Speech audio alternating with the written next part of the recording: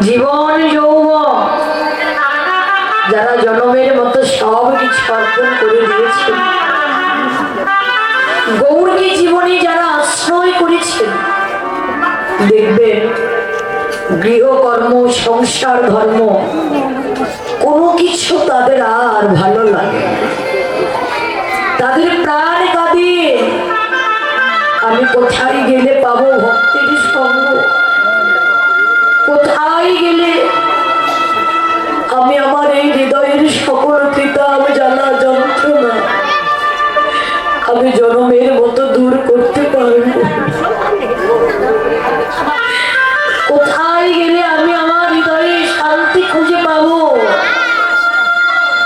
সারা জীবন হা কৃষ্ণ হা কৃষ্ণ কৃষ্ণ কৃপা করো বলে,